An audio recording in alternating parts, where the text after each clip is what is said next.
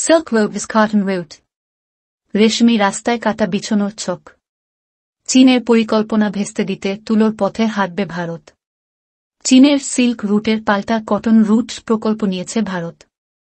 এতে ইটালিকে পাশে পাচ্ছে নয়াদিল্লি। কথায় আছে, সমস্ত রাস্তাই রমে গিয়েছে। এবার তেমনই একটা বাণিজ্যপথ তৈরিতে মন দিয়েছে ভারত। ভূমধ্যসাগরের কোলের সিজারের দেশে গিয়ে মেশা ওই রাস্তায় পোশাকি নাম কটন রুট। চালবাজ চীনের সিল্ক রুটের গলা চেপে ধরতেই যে নয়াদিল্লির এই পরিকল্পনা, ইতিমধ্যেই তা স্পষ্ট করেছেন আন্তর্জাতিক সম্পর্ক বিশেষজ্ঞেরা। সালটা 2015। প্রধানমন্ত্রী হওয়ার মাত্র এক বছরের মাথায় বৈদেশিক বাণিজ্য নিয়ে একটি বিশেষ সিদ্ধান্ত নেন নরেন্দ্র মোদী। প্রাচীন ভারতীয় আন্তর্জাতিক বাণিজ্যপথগুলি পুনরায় চালু করা যায় কিনা তা খতিয়ে দেখার নির্দেশ দেন তিনি। এরপরই কটন রুট পুনরুজ্জীবন নিয়ে মাথা ঘামাতে শুরু করেন দিল্লির পদস্থ কর্তারা। অন্যদিকে 2013 সালে সিল্ক রুট প্রকল্পের ঘোষণা করেন ড্রাগন প্রেসিডেন্ট শি জিনপিং। উদ্দেশ্য, পরিকাঠামো উন্নয়নের মাধ্যমে এশিয়া, ইউরোপ এবং আফ্রিকার সঙ্গে সরাসরি বেজিংয়ের যোগাযোগ স্থাপন। বিশেষজ্ঞদের দাবি, খাতায় কলমে এসব লেখা থাকলেও মূলত এর মাধ্যমে চীনকেন্দ্রিক বাণিজ্য বিস্তারের স্বপ্নই দেখে চলেছেন শি। সিল্ক রুট বাস্তবায়িত করতে 2013 সাল থেকে belt and road initiative BRI প্রকল্পের কাজ চালিয়ে যাচ্ছে ড্রাগনল্যান্ড। এরই আওতাভুক্ত চীন পাকিস্তান অর্থনৈতিক করিডোর CPEC। বলা বাহুল্য, সিল্ক রুটের মাধ্যমে বাণিজ্যের পাশাপাশি আমেরিকাকে সরিয়ে দুনিয়া জুড়ে প্রভুত্ব কায়েমের সুপ্ত বাসনাও রয়েছে বেজিংয়ের। ড্রাগনের এই উচ্চাকাঙ্ক্ষার আঁচ পেতে নয়াদিল্লির বেশি দিন সময় লাগেনি। ফলে সিল্ক রুটের পাল্টা কটন রুটের প্রয়োজনীয়তা অবশ্যম্ভাবী হয়ে পড়ে। 2016 সালে এই প্রকল্পের নীল নকশা তৈরি করে ফেলে কেন্দ্র। 2023 সালের G20 সম্মেলনের পরের কাজ দ্রুত গতিতে এগিয়ে নিয়ে যেতে কোমর বেঁধেছে মোদী সরকার।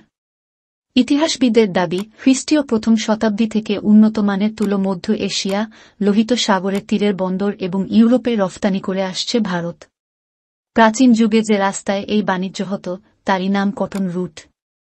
কালের গর্ভে চাপা পড়ে যাওয়া প্রাচীন সেই পথ পুনরুজ্জীবনের ক্ষেত্রে ইটালিকে পাশে পেয়েছে নয়াদিল্লি।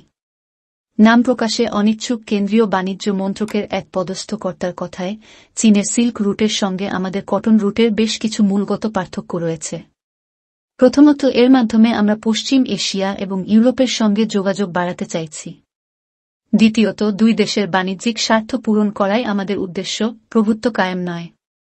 নয়াদিল্লির এই পরিকল্পনাকে স্বাগত জানিয়েছে সিজারের দেশ। ভারতকে ইউরোপীয় ইউনিয়নের EU তৃতীয় বাণিজ্যিক অংশীদার হিসাবে দেখতে চাইছে ইটালি। আর তাতে কটন রুট গেম চেঞ্জারের ভূমিকা নেবে বলে মনে করা হচ্ছে। এর মাধ্যমে সরাসরি ভূমধ্যসাগর হয়ে ইউরোপের প্রবেশদ্বার রোমে পৌঁছবে ভারতীয় পণ্যে ঠাসা জাহাজ।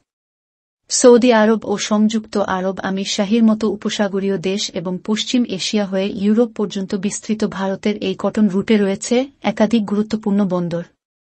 এর মধ্যে অন্যতম হল ইরানের চাবাহার। পারস্য উপসাগরের এই সমুদ্র বন্দরটি নির্মাণে নয়াদিল্লির বিশেষ হাত রয়েছে। এছাড়া কটন রুটে মিলবে রেল পরিষেবাও।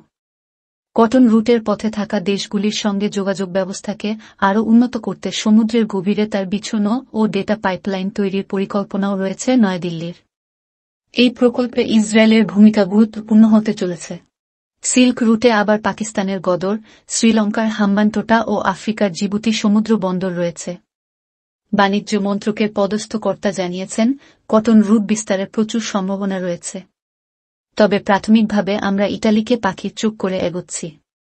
পুনর্ব্যবহারযোগ্য শক্তি, সবুজ হাইড্রোজেন পাইপলাইন এবং বন্দর পরিকাঠামো উন্নতির দিকে আপাতত নজর দেওয়া হচ্ছে। ভারত ইটালি প্রতিরক্ষা সরঞ্জামের বাণিজ্যের দিকেও নজর রয়েছে সকলের। এ প্রসঙ্গে মুখ খুলেছেন ইতালির শিল্পমন্ত্রী অ্যাডলফো উরসো।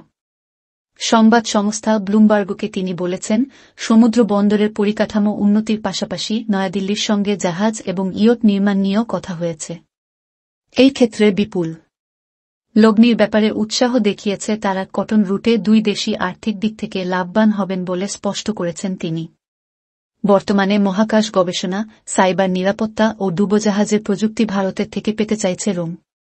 শিল্পক্ষেত্রে উন্নতির জন্য মেড ইন ইটালি 2030 প্রকল্পের সূচনা করেছেন সে দেশের প্রধানমন্ত্রী জর্জিয়া মেলোনি।